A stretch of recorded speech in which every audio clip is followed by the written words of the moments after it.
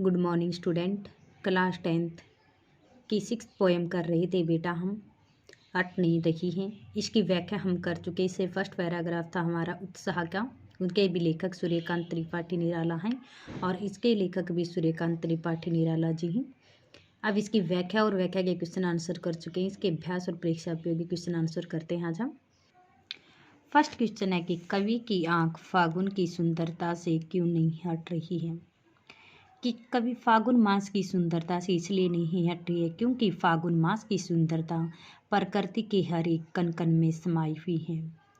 कि वह कहते हैं कि तुम प्रकृति के हर कोने में श्वास के द्वारा प्रकृति के हर कोने को अपनी सुगंध से प्रभावित करते हो, इस वातावरण को सुगंधित बना देती हो।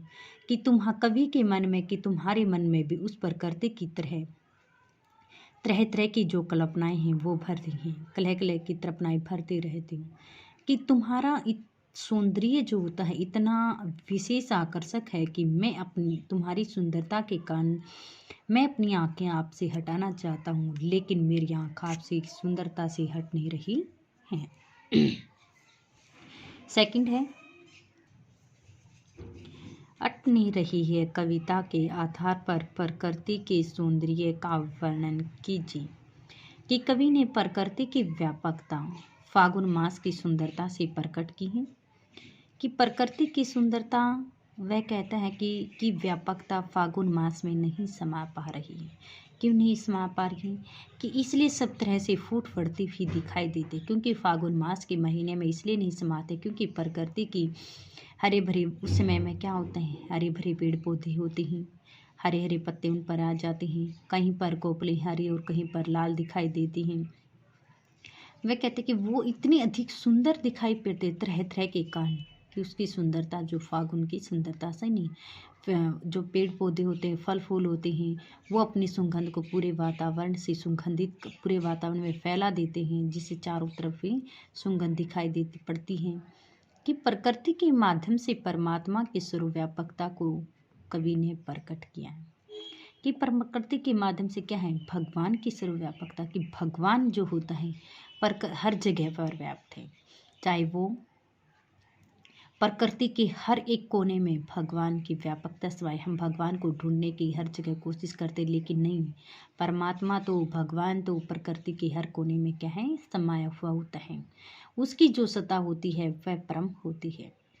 वह अपनी उस परम सत्ता से द्वारा ही, अपनी सांस के द्वारा ही प्रकृति के हर एक कोने को सुगंधित कर देता है।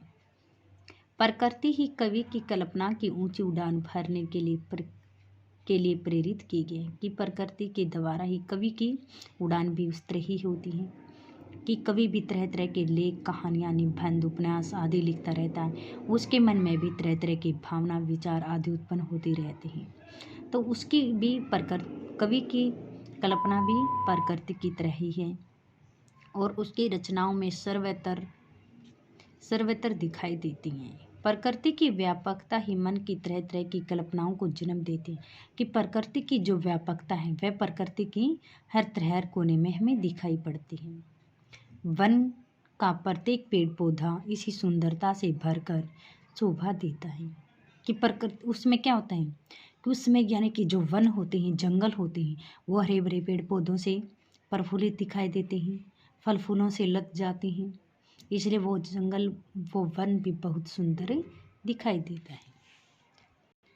अगला है कि फागुन में ऐसा क्या होता है जो बाकी ऋतुओं से भिन्न होता है। कि फागुन मास का जो महीना होता है वो क्या होता है, मस्ती भरा होता है, जो सारी की सारी प्रकृति को एक नया रंग प्रदान करता है। कि फागुन मास का जो महीना होता है वो क्या होता है, पूरी मस्ती से भरा होता है और सारी प्रकृति को एक नया रंग रूप प्रदान करता है। तो पेड़ पौधों की जो शाखाएं भी हैं वो भी क्या है, हरे भरे पत्तों से लद जाती हैं और उनकी कोपलें, लाल कोपलें जो होती हैं अपार सुंदर दिखाई देती हैं। यानी कि कहीं पर हरी हैं, कहीं पर लाल हैं, तो वो कोपलें क्या होती हैं, बहुत ही सुंदर दिखाई देती। कोपले किसी जिस पर फल लगते हैं, रंग बिरंगे फल फूलें, यानी कि रंग बिरंगे फल फूलों की बहार छा जाती है चारों तरफ। उसमें किसमें, फागुन मास के महीने। बाकी ऋतुओं में ऐसा नहीं होता है, लेकिन फागुन मास के महीने में चारों तरफ फूल भी रंग बिरंगे हो जाते हैं। इससे वन के जंगल की शोभा क्या होती है, बहुत अधिक बढ़ जाती है और प्रकृति ईश्वरीय शोभा को लेकर ही प्रकट हो जाते हैं, जो बाकी ऋतुओं से भिन्न होता है, अलग होता है। इसलिए फागुन मास का महीना अन्य ऋतुओं से भिन्न माना जाता है, क्योंकि इस ऋतु में न तो ज़्यादा गर्मी का प्रकोप होता है और न ज़्यादा सर्दी का, न ही सर्दी की ठिठुरन होती है। इसमें न तो हर समय की वर्षा होती है और न पतझड़ से ठूठ वृक्ष बन जाते हैं। इसलिए यह महीना अपार सुखदायी बनकर सबके मन को मोह लेता, क्योंकि सर्दी के समय में यानी कि सिकुड़ जाते हैं, पौधे नहीं होते हैं। पतझड़ के समय यानी कि वृक्षों के जो पत्ते होते हैं वो झड़ जाते हैं, केवल वो ठूठ बनकर रह जाते हैं। और गर्मी के महीने में भी वो ऐसे मुरझाए से प्रतीत होते हैं। लेकिन फागुन मास का महीना एक ऐसा होता है जिसमें ना तो गर्मी होती है, ना अधिक ठंड होती है, ना ज़्यादा वर्षा होती है और न पतझड़ होती है। इसलिए सभी ऋतुओं से अच्छा माना गया, भिन्न माना गया, सुखदायी होता है। इसलिए अगला है कि इन कविताओं के आधार पर सूर्यकांत त्रिपाठी निराला के काव्य शिल्प की विशेषता का वर्णन कीजिए। इसमें इसके कवि कौन थे? सूर्यकांत त्रिपाठी निराला जी एक विद्रोही कवि भी माने जाते हैं और काव्य शिल्प में इनके विद्रोह की छाप हमें स्पष्ट दिखाई देती है, क्योंकि हर प्रकार की जो कला क्षेत्र होती हैं, जो रूढ़िवादी परंपराएं होती हैं, उनमें स्वीकार भी किया गया है कि उनकी भाषा, छंद, शैली, प्रत्येक क्षेत्र में नवीनता का समावेश भी इसमें प्रधान होता हुआ दिखाई देता है। जिसने बता दी कि कोमलता, निराला की कविताओं में क्या है, एक कोमलता भी है और हर प्रकार के जो विशिष्ट जो शब्द होते हैं उन शब्दों का भी विशेष प्रयोग किया गया है। भाषा कि निराला जी की भाषा शैली सहज व सरल भी होनी चाहिए। हर प्रकार के इसमें अलंकारों का भी प्रयोग होता है, संस्कृत के तत्सम तद्भव शब्द आदि का भी प्रयोग किया गया है। इसमें लाक्षणिक प्रयोग कि निराला की भाषा लाक्षणिकता के प्रयोग है। इसमें परंपरा के प्रति व्यक्ति के हर प्रकार के भाव को भी प्रकट किया गया है। इसमें ब्रज भाषा का भी प्रयोग आ जाता है। संगीतात्मकता का भी इसमें प्रयोग किया है कि इनके स्थान पर इनके जो संगीत हैं, लयबद्ध पंक्तियों का उसमें प्रयोग किया गया है। सूर्यकांत त्रिपाठी निराला जी के हर प्रकार का जो संगीत है, हर प्रकार के संगीत ज्ञान से भरे हुए परिपूर्ण होते हैं।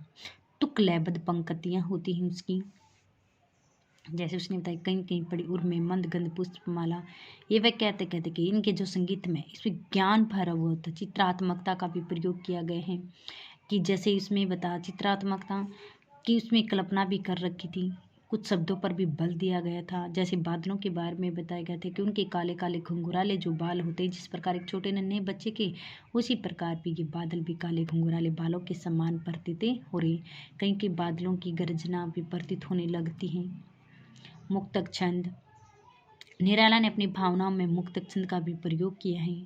इसमें हर प्रकार के खंडों का भी प्रयोग है कि अलंकारों का भी उसने शब्दालंकार, अर्थालंकार आदि प्रकार के अलंकार, यानी कि कहीं पर कल्पना कर रखी है, कहीं पर यमक अलंकार एक शब्द दो बार आता है, दोनों बार उसका अर्थ अलग निकलता है, और कहीं पर पुनरुक्ति अलंकार हैं। तो हर प्रकार के अलंकारों का भी इसमें प्रयोग किया गया है। अगले अट नहीं रही है के आधार पर वसंत ऋतु की शोभा का उल्लेख कीजिए। यानी कि वही फर्स्ट प्रश्न बताया था कि वसंती में प्रकृति की शोभा बहुत ही सुंदर, अधिक व्यापक प्रतीत होते हैं। उसमें हमें ऐसा प्रतीत होता है कि इसकी जो सुंदरता होती है प्रकृति के कण कण में समाई हुई है और प्रकृति का हर एक कोना अपनी अनूठी सी सुगंध से भर जाता है। इसमें कवि अपनी ऊंची उड़ान भरने के लिए प्रेरित होती हैं। कवि कहता है कि उस प्रकृति की सुंदरता इतनी अधिक व्यापक है कि मैं उससे अपनी आंखें हटाना चाहता हूँ, लेकिन उसकी जगह जगह पर रंग बिरंगी ऐसी सुगंध दिखाई देती है कि वो अपनी आंखें हट नहीं पा रही होती हैं। ठीक है, फिर हमारे उपसर्ग टाइप क्वेश्चन भी आ जाते हैं। अब जैसे अट से क्या अभिप्राय होता है? प्रविष्ट होना, अटकाना, अटकना, अटकाव क्या होता है? अट से अभिप्राय हमारा प्रविष्ट होना। घर घर भर देते हो, इसमें कौन सा अलंकार है? यानी कि घ घ घ की आवृत्ति हो रखी है, इसलिए ये हमारा अनुप्रास अलंकार भी है और पुनरुक्ति भी हो सकता है। ये हमारा अट नहीं रही है कविता में, हटाने पर भी क्या नहीं हट रही है आँख, कि उसकी व्यापकता, उसकी सुंदरता इतनी अधिक है कि मैं अपनी आँखों से हटाना चाहता हूँ, लेकिन उसकी आँखें हट नहीं रही हैं।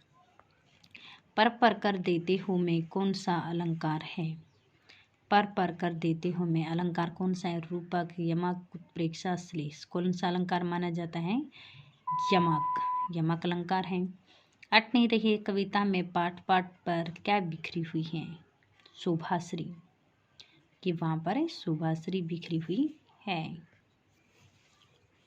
अट नहीं रही है वाक्य का अर्थ स्पष्ट कीजिए। न भरना, आवाज लगाना, न समाना। तो क्या आएगा इसमें, न समाना। मंद गंध पुष्प माला का धारक कौन कहा जा सकता है। यानी कि मंद गंध पुष्प माला का साधक कौन कहा जाता है। फागुन, चैत्र मास का महीना। वज्र किसके हृदय में छिपा हुआ है। फागुन। मंद गंध पुष्प माला का धारक कौन कहा है। फागुन। फागुन मास के महीने में ऐसा प्रतीत होता है। वज्र किसके हृदय में छिपा हुआ है। यानी कि पत्थर के समान अपार शक्ति बादलों के हृदय में। निदाग का अर्थ क्या बताया था, गर्मी। तो आज हमारी ये 5th पोएम थी हमारी, उत्साह याद नहीं रही है जो। तो ये पोएम हमारी कंप्लीट। उत्साह, अट नहीं रही हैं, दोनों की व्याख्याएं, जीवन परिचय सूर्यकांत त्रिपाठी निराला जी का, और इसके क्वेश्चन आंसर हमारे राइट प्लस लर्न होने चाहिए।